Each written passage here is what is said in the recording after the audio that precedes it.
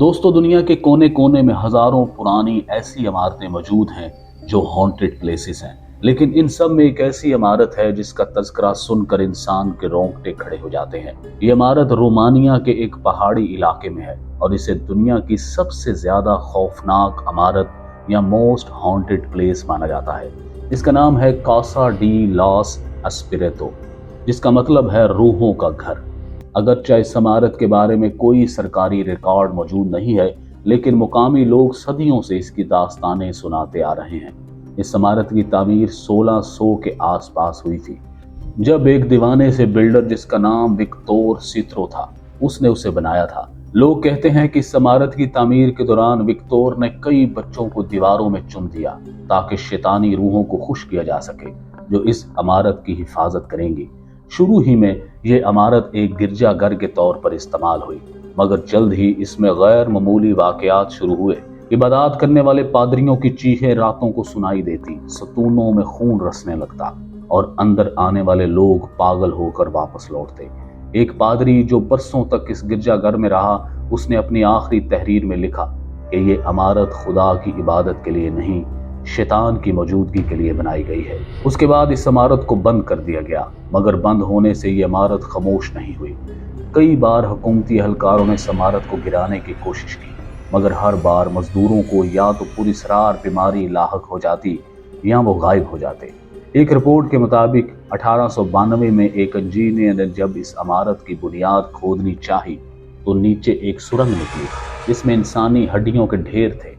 वहां एक पत्थर पर अजीब सी जुबान में कुछ अल्फाज लिखे थे जिनका मतलब तर्जमा करने वाले माहरीन भी नहीं समझ सके, लेकिन जो कोई भी इन अल्फाज को देखता उसकी आंखें सूज जाती और वो चंद दिन में मर जाता। कई सालों तक ये इमारत खाली पड़ी रही, मगर सन 1930 में एक जर्मन ताजर हरमैन क्रोस ने उसे खरीद लिया और यहाँ अपनी रिहाइश कर ली। उसके बाद जो कुछ हुआ वो तारीख में कासा डी लॉस एस्पिरितो की रात के नाम से जाना जाता है। एक सर्द रात को हरमैन की चीखें सुनाई दी, मगर जब सुबह मुलाजम अंदर गए तो वहां कोई नहीं था, सिर्फ दीवार पर खून से लिखा हुआ एक पैगाम था, वो वापस आ गया है। इस वाक़े के बाद मुकामी लोगों ने इस इमारत के इर्द गिर्द एक हिफाजती दीवार खड़ी कर दी और किसी को भी अंदर जाने की इजाजत न दी, लेकिन तजस्सुस इंसान को चैन नहीं लेने देता।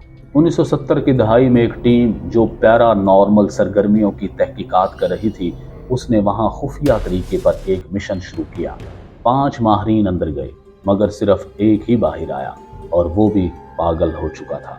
उसने सिर्फ इतना कहा, हम अकेले नहीं हैं, वहां वक्त रुक गया है और जो अंदर रहते हैं वो कभी मरे ही नहीं।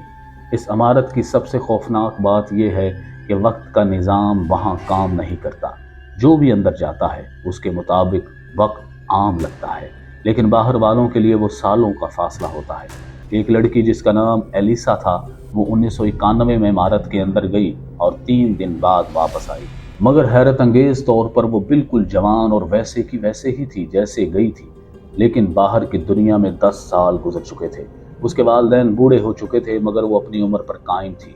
एलिसा ने बताया कि इमारत के अंदर सिर्फ खामोशी थी, मगर हर दीवार के पीछे कोई सांस लेता महसूस होता था, जैसे खुद इमारत जिंदा हो। बहुत से रिसर्चर्स ने कोशिश की कि इस इमारत के राज को जाना जा सके, मगर आज तक कोई इसकी हकीकत को जान नहीं पाया।